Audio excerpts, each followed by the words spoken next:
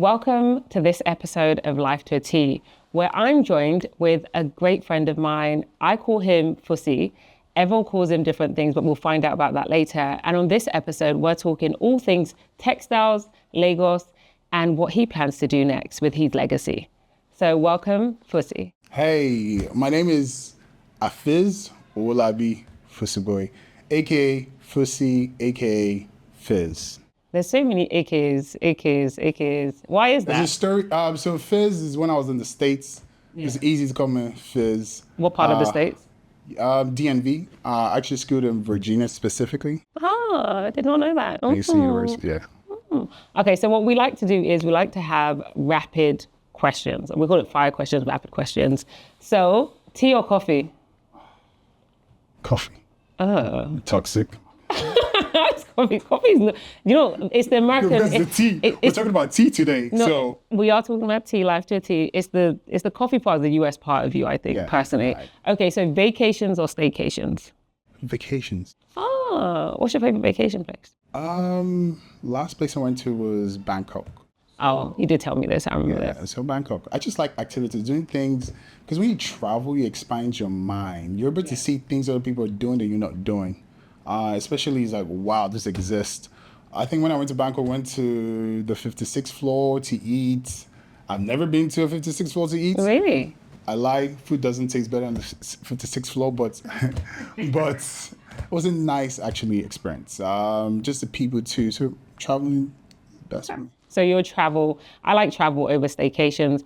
And then my last rapid question to you is Lagos, US, or London? Oh, okay. So US. Really? You know we're in Lagos. No, I'll be honest. There's a reason why Lagos. Okay. I go to the gym a lot. Okay. So I love the way the US gym is set up. Fair. Compared to Nigerian gyms, God, the equipment is placed in one angle, and I get everything I want quickly in the US. Okay. So if I want something right now, Amazon, get it right away. Even though Nigeria is getting there, but we see a lot of improvement to do. Okay, that's interesting. So we're going to talk a lot about Nigeria today, actually, and some of what you've been able to build in your family's legacy. Yeah. So one of the things I like to do on Life to a T is get to know a little bit about how people do it all. And all is relative, right? All is dependent on your definition of all. So for me, I see you're not just a father, you're a husband, you're an entrepreneur, a serial entrepreneur, and you have a ton of ventures. How do you do it all? You just have to be intentional about everything. So from family-wise, I intentionally make sure I drop my girls in schools every day. Oh, really? So before I came here, I already dropped my daughter in school. Trying to make sure we read books, talk to them, literally have a mantra. My daughter, she's 3 and she knows our mantra. So what's the Fusi word? She's about to say, I'm blessed, I'm highly favored. Even though right now she is saying I say so many times that I'm blessed, I'm highly favored, I'm loved. I have a 12-month-old baby, so I say the same thing to her right now.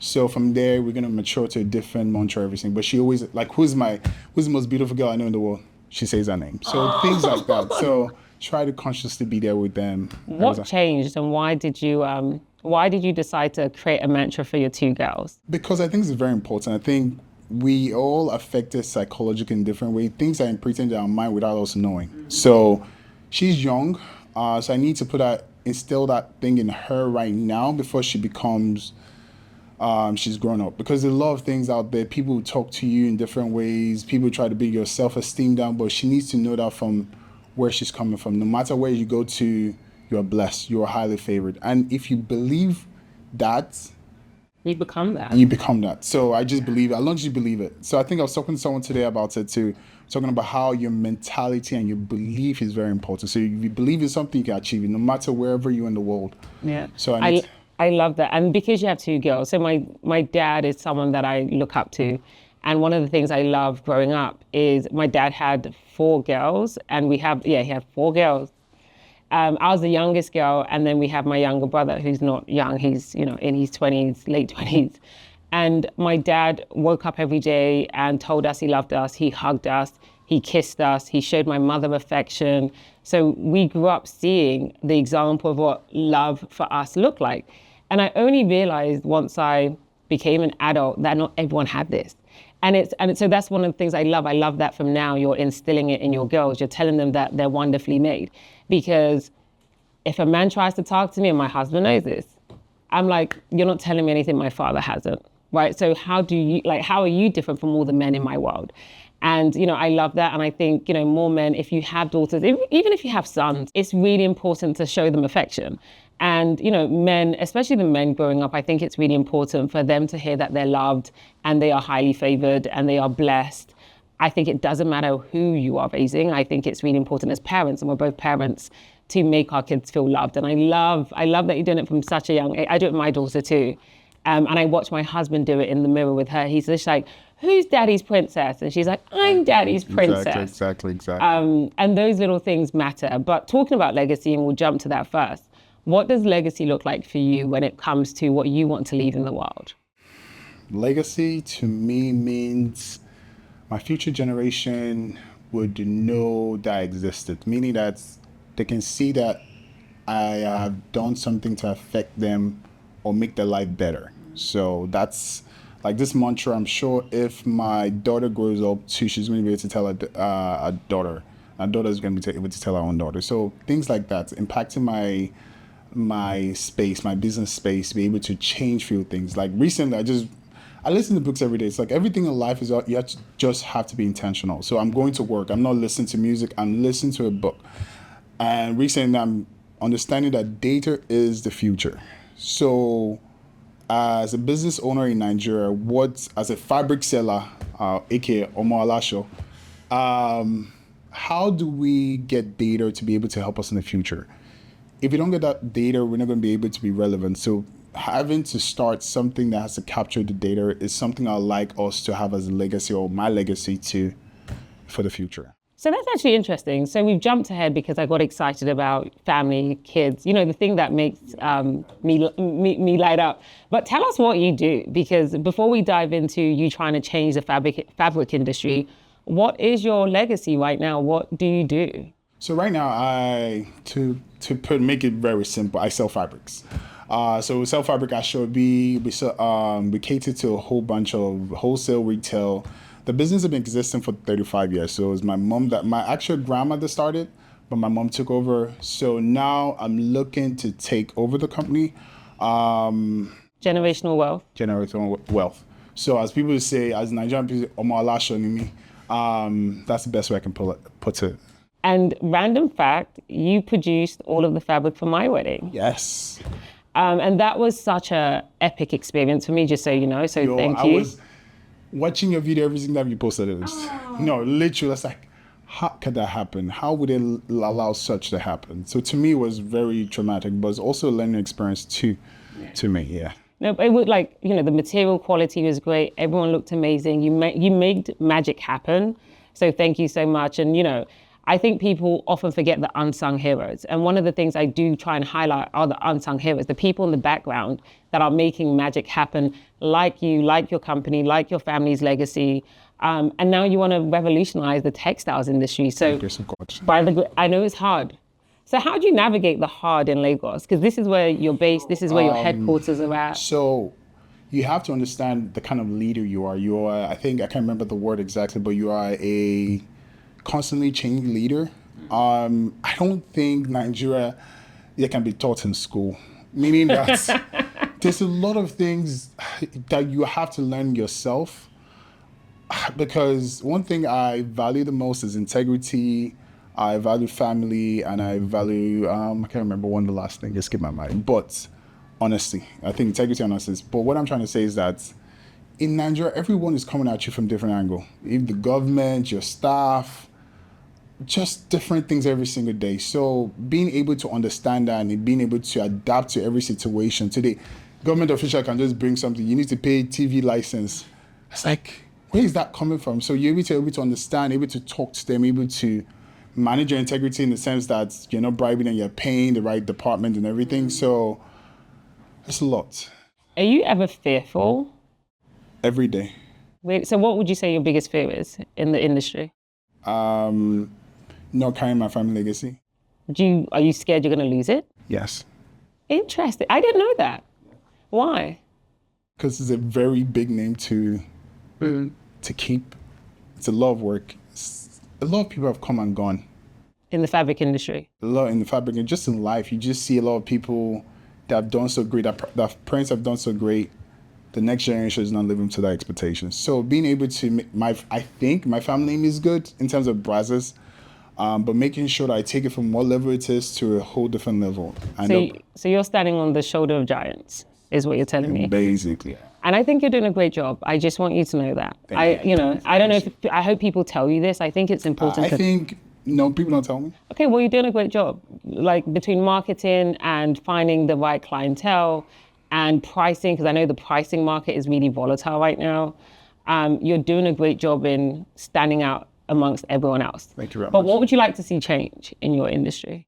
Honestly, I would like us to be more united. I think one thing about the Yoruba culture of Nigerian people, we're all divided. I think there's a generator that call do pass my neighbor or something like that. We're always not trying to help our people. We're always trying to say, okay, if this person's doing, I want to do better than person. So we need to all come together, because if we don't come together, we're not going to achieve great things. So for example, the Chinese people, for example, they know we're not united. So they might give me a price, they might give you a different price.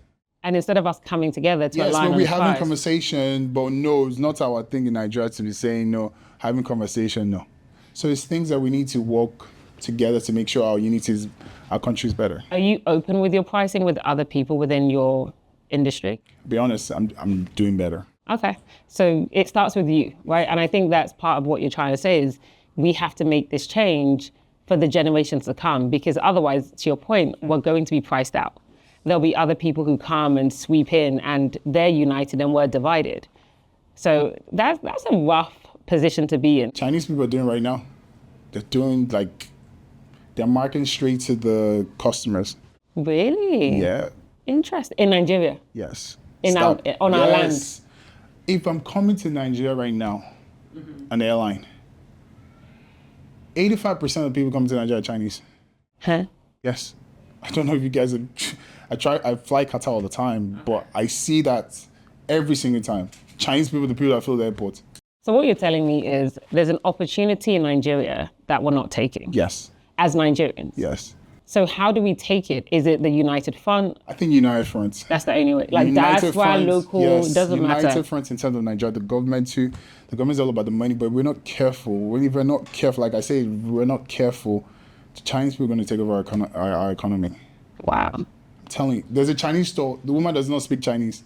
It's a Nigerian girl that translates, that she speaks Chinese, but she translates to speak English.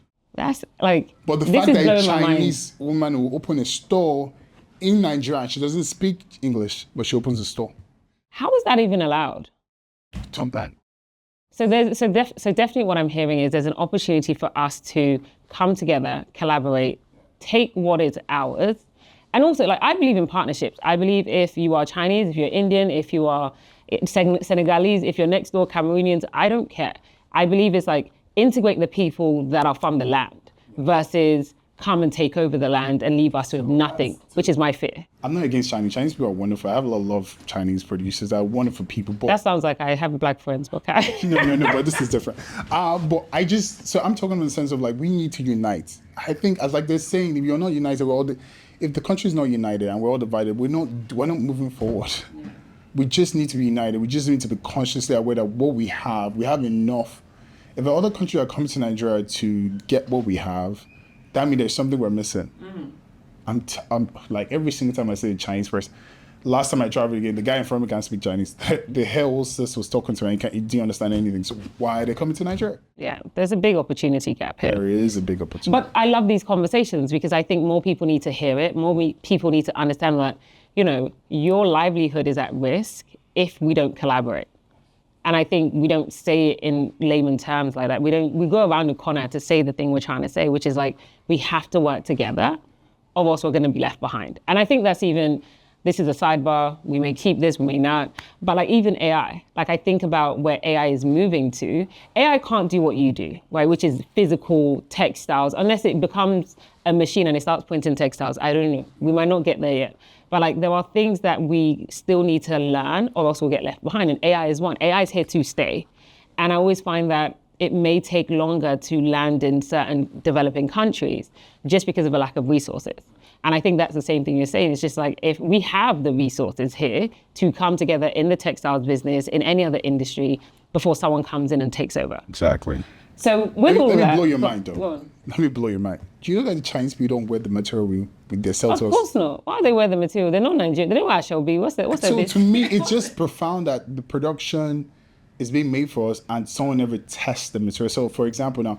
Oh, you test your materials? Yes. So for example, they don't test if it's itchy or not itchy, just produce. Got it. So that's a level of detail. Did you go to school for this? I'm just curious. Or was this just learned? I went to school in health informatics. So anything that has to do with data analysis in the hospital, that's where I went to school. I worked in Apple for a year or two in sales. Then I worked at the school. So eventually the opportunity came back to come back home. But you're still very detailed and you still understand like what it means to make Ashobi. Yes. And they don't have that. Like our competitors don't have that, which is your competitive advantage because you won't sell terrible products to your customers. So how do you, okay, but let's go back. How do you manage the stress of this all? Like I said earlier, you're a father, you're a husband, you're a businessman, you have this legacy you're trying to uphold. How do you manage it all? I think it's being intentional. So intentional, when you're home presently. So I have a work phone, I have a personal phone. So that separates. As soon as I get home, I try to switch off my phone or try to separate work from. So I try to give my girls the full undivided attention. I'm not perfect, but I intentionally try to. So like reading a book to them every day before they go to bed, or talking to them before they go, how was your day in school? What do you use your hands to do in school today? So things like that. Do I have your personal or your work phone? I just want to know what our relationship is. You have my personal. Yay! I'm just making sure because I have two phones too. Yeah, I have my personal phone. Okay, good. Okay, just checking. You're not just saying this for the camera. No. So when you're in work, you have that work mode. You do your best at work to make sure you're giving the best to the customer. What else again? How do I manage? Honestly, just being intentional. And being intentional is when you are in the space, you know you're in the space. Mm-hmm. What does burnout look like to you? Do you burn out as well? That's two questions in one. I don't think I do. I think going to the gym really helps. How often do you go to the gym? Right now, 6. Like 6 days out of 7? Yes. Do you rest on the 7th day? So my Tuesdays, Thursdays, and Friday are not that intense. So Okay. I have boxings on those days. Okay. So just boxing. So compared to heavy lifting is different. That's how you release your stress? Yes, that's how I release myself. I think it also helps. I think it helps tremendously. So I was off of the gym for a while, so 2 years. But I'm back now. I see a difference. When you exercise, you have a lot of clarity compared to when you don't. For me, Sha, in the terms of like, I wake up, I want to have something to do. I have a structure in place, so that helps. Like I get up, I pray, I have a structure. I'm the kind of structured person. You're structured? Yeah, I like to have structure. So I wake up, pray, read a book, go to the gym, take the girls to school, have a conversation. So work. That's how I manage my own stress. Like as long as I have a structure in place. So what you're telling me is there's a direct correlation between working out and your mental health. Yes. Sounds like what doctors have been telling us for such a long time. I do agree. And I think, I've been where you're at, where I've neglected working out, right? Just because we get busy. And that's why I always ask people, for anyone who's listening, like, how do you balance it all? Because when you're so busy, the first thing you neglect is yourself. And I love that you're like, no, I'm not neglecting myself. I'm not neglecting my family. I'm not neglecting my partner or my business. But that's a lot of balls to juggle while still, trying to leave a legacy behind. Yeah, it is. But like going back to health, I think if you take care of yourself first, everything else will sort itself out. So for example, there's one thing about going to the gym and eating healthy. So I think if you balance those things, everything will be okay, one step at a time. So if you eat well, you have the right energy to deal with everything else. I feel attacked because I eat yam and egg almost every day. It's not bad. But that's not healthy. Yam is not bad. Eggs not bad. With all the oil it's cooked in? I don't think so. Going back to, if an oil is cooked to a certain level, it becomes bad. So if it's not cooked to that a certain temperature, it'll be okay. Thank you. I need a justification for my yam. I don't think, again, yam is bad. It's good fats. If you It's good fat. think about Maybe that's what I need. Hey, yam and egg is good. It's good fats. Just recorded somewhere. So whenever I'm eating it, I don't think it's bad at all. But I really appreciate the fact that like we can have these uncomfortable conversations around understanding the importance of our health. Because as we get older, one of the things we keep seeing is people around us dropping like flies because they haven't taken care of themselves. A lot of people, I think, I said this to you, a lot of people in the last 2 years I've seen pass away.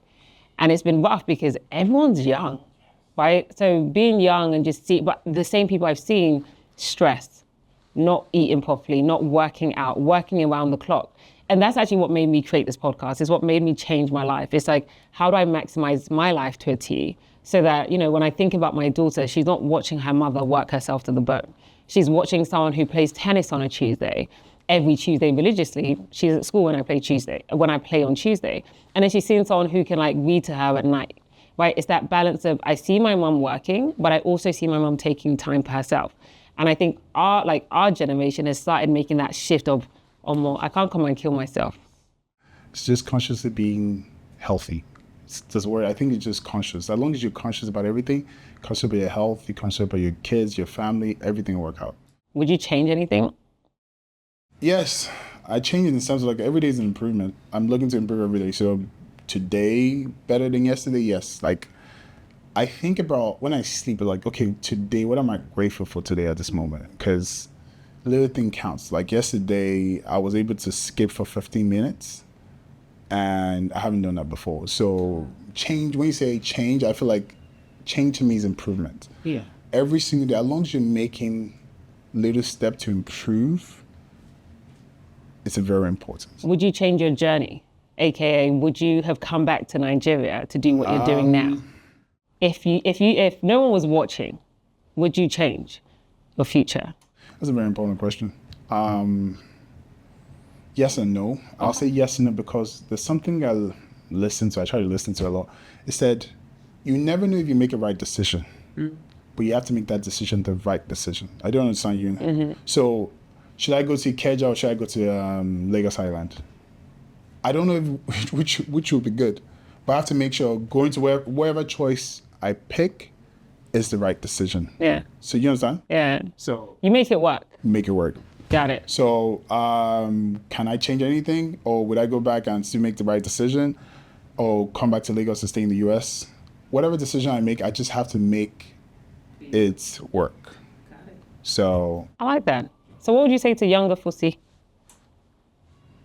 Do not rush yourself. Take one step at a time. Everyone's race is different. Your race is different from my race, and just stay focused. Don't rush yourself. Life is big, but believe in yourself too. Believe in yourself is very important. You can achieve anything in the world you want to achieve. I think I was having a conversation with a young man today, and I was like, if a plane can leave from Nigeria to the US, carry a whole bunch of people, I think anyone that can achieve it is so much. A plane literally to me, it's profound because the plane is carrying a whole bunch of people and you're moving from one place. Yeah. It's to me, it's magic. It's a miracle. Yes. Yeah. So why can't we believe we can achieve anything? So you can achieve anything as long as you put your mind to it. Some people might not see that yet because they've never achieved that, but don't let someone's limitation be your own limitation. Oh, I love that. Yeah. And with that, thank you so much for joining me on this episode of Life. Thank you so much for having me. To me, let me let you know, to me, coming to this podcast was getting out of my comfort zone. I was like, okay, how am I going to do this? I'm overthinking it, but it's like... It's me, I'm the homie. I know. I'm the homie. And that's the whole point, right? The whole point, of this is, who are the unsung heroes? Who are the people making magic happen? Who are successful? And what does the grind look like? It's not easy. And I think oftentimes people may see you and be like, he's mid-it, he's successful, he's doing well.